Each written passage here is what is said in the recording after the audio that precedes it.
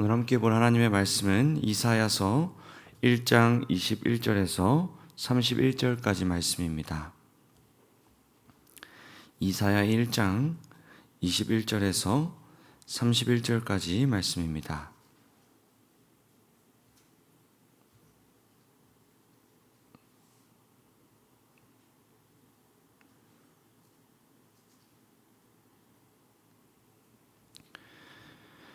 그 신실하던 성읍이 어찌하여 창녀가 되었습니까? 그 안에 정의가 충만하고 공의가 가득하더니 이제는 살인자들이 판을 칩니다.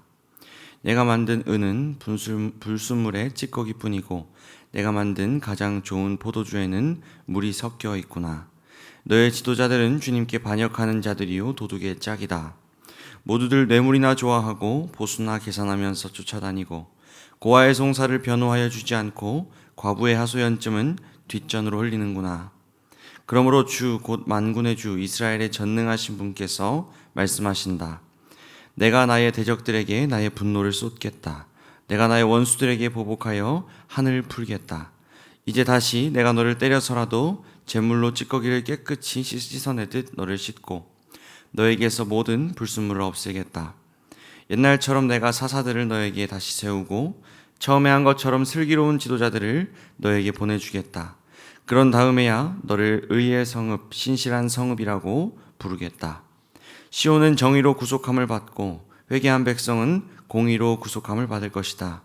그러나 거역하는 자들과 죄인들은 모두 함께 패망하고 주님을 버리는 자들은 모두 멸망을 당할 것이다. 너희가 상수리나무 아래에서 우상 숭배를 즐겼으니 수치를 당할 것이며 너희가 동산에서 이방 신들을 즐겨 섬겼으므로 창피를 당할 것이다. 기어이 너희는 잎이 시든 상수리나무처럼 될 것이며 물이 없는 동산과 같이 메마를 것이다. 강한 자가 사모라기와 같이 되고 그가 한 일은 불티와 같이 될 것이다. 이 둘이 함께 불타도 꺼줄 사람 하나 없을 것이다. 아멘. 오늘 본문은 이사야 말씀 1장 후반부 말씀으로 하나님을 떠난 이스라엘 백성들의 참혹한 모습과 그들을 향한 하나님의 심판의 내용이 기록되어 있습니다. 오늘 본문을 통해서 이 하나님의 백성들이 하나님을 멀리하고 떠나게 될 때 어떤 일이 그 안에 일어나는지를 함께 살펴보고 또 우리를 돌아보는 시간이 되었으면 좋겠습니다. 이미 1장 초반부터 무너진 유다에 대해서 기록한 이사야 말씀은 조금 더 구체적으로 오늘 본문에서 그 안에 어떤 일이 일어나고 있는지를 기록합니다. 함께 21절부터 보면 신실했던 이스라엘 성읍이 창녀가 되었다고 기록합니다. 이것은 이들의 영적인 상태를 가리키는 표현입니다. 하나님만을 주인으로 삼고 바라보아야 했던 유다가 이제는 하나님이 아닌 다른 것에 마음을 빼앗겨 버렸습니다. 우상 숭배에 빠진 이스라엘의 상태가 마치 창녀와 같다라고 표현을 합니다. 이어지는 말씀을 보면 이 하나님의 임재 가운데 이스라엘에 가득했던 정의와 공의가 모두 사라져버리고 이제는 살인자들이 판을 치고 있다고 기록합니다. 여기서 중요한 두 단어가 등장하는데요. 바로 정의와 공의입니다. 이 두 단어는 구약 성경에 아주 많이 등장하는 단어입니다. 성경에서 하나님은 언제나 이 백성들에게 정의와 공의를 실현하라고 말씀해 오셨습니다. 여기서 정의와 공의는 단순히 옳은 것, 공정한 것을 넘어서는 단어입니다. 하나님과의 깊고 친밀한 관계 가운데서 자연스럽게 터져나오는 정의와 공의를 가리키고 있습니다. 그런데 오늘 본문을 보면 이스라엘의 이 정의와 공의가 온데간데 없이 사라져버리고 그 반대인 살인자들이 판을 친다고 표현하고 있습니다. 22절은 그 모습이 마치 찌꺼기가 가득한 은과 같고 물이 섞인 포도주와 같다고 말합니다. 이런 표현들은 모두 유다의 영적인 상태가 아주 많이 변질되었다는 것을 가리키고 있습니다. 23절부터는 그 모습이 구체적으로 어떠한지를 기록합니다. 지도자들이 되려 주님께 반역을 합니다. 도둑들의 짝이 되고 뇌물을 좋아하며 보수나 계산하면서 살아갑니다. 고아와 과부를 나몰라라 하며 살아갑니다. 공의와 정의는 모두 사라지고 오로지 자신의 욕망을 채우며 살기에 급급한 이스라엘 백성들의 모습을 기록하고 있습니다. 주변을 전혀 돌아보지를 못하고 하나님이 계속해서 돌보라고 강조해왔던 고아와 과부, 그들에게는 눈길조차 주고 있지 않습니다. 왜 이러한 일들이 일어났습니까? 그 이유는 모두 한 가지로 귀결됩니다. 바로 하나님과 너무나도 멀어져 버렸기 때문입니다. 사랑하는 성도 여러분, 오늘 이 말씀은 구약 성경의 타락한 유다에게 선포된 말씀이지만요, 이 정의와 공의라는 관점에서 오늘날 우리에게도 참 많은 찔림을 주고 있습니다. 시대가 변하고 그 대상도 모두 바뀌었지만 여전히 우리 하나님은 정의와 공의의 하나님이시며 우리가 그분을 닮아 살아가기를 기뻐하시기 때문입니다. 그렇다면 여러분, 오늘 우리는 얼마나 이 정의와 공의에 신경을 쓰고 관심을 가지며 살아가고 있을까요? 사랑하는 성도 여러분, 주변을 돌아보고 섬기는 일에 열심을 내는 저와 여러분이 되었으면 좋겠습니다. 나를 위해서도 살지만 남을 위해서도 사는 일에 열심을 내는 우리 더향상교회가 되었으면 좋겠습니다. 특별히 우리 주변에도 도움의 손길을 필요로 하는 사람들이 여전히 많이 있습니다. 동시에 우리의 기도를 필요로 하는 사람들도 너무나 많습니다.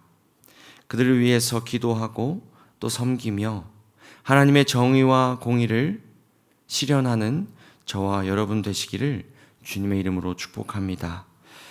24절부터 하나님은 이제 그 유다 땅을 심판하겠다고 선포하십니다. 분노를 쏟으며 보복하겠다고 하십니다.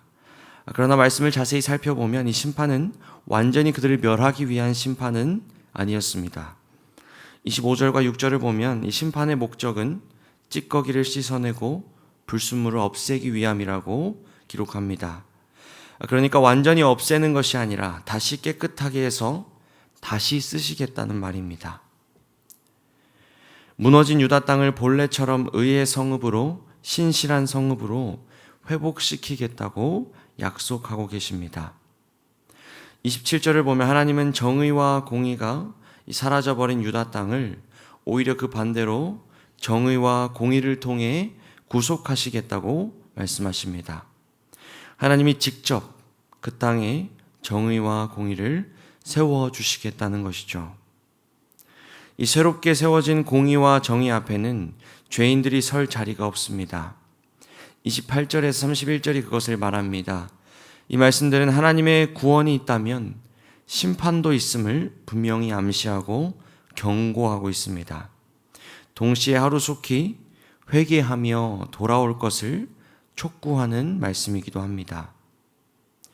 이 말씀을 정리하겠습니다. 오늘 이 이사야 1장의 말씀은 겉으로는 이 타락한 유다를 향한 무서운 심판의 선고처럼 보입니다.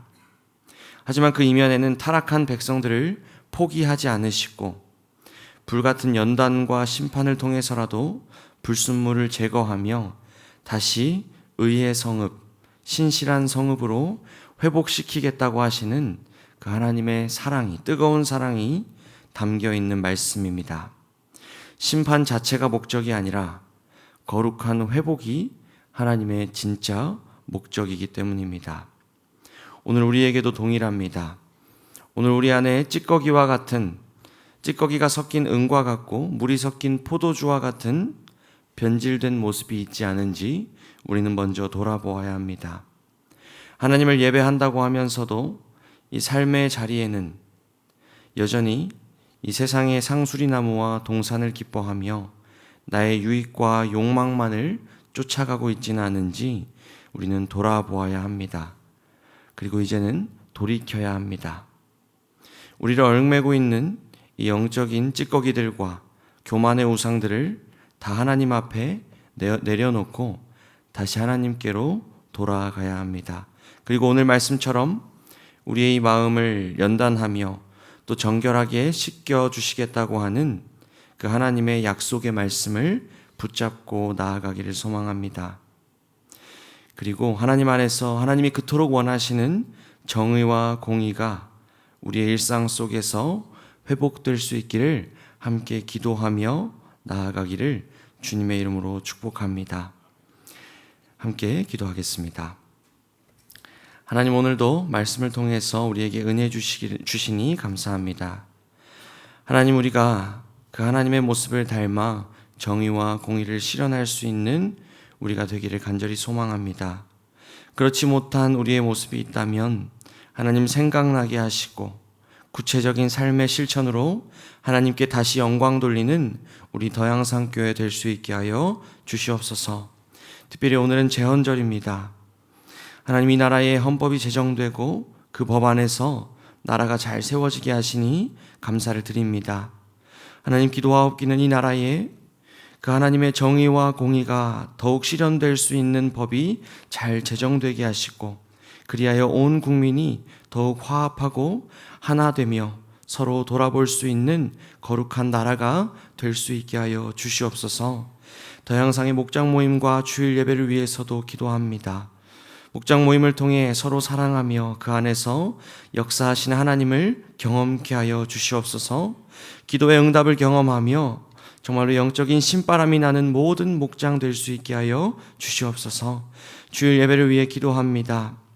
더양상교회 모든 예배를 통하여 하나님의 임재를 경험하게 하시고 위로와 회복과 결단이 있는 은혜의 시간 되게 하여 주시옵소서.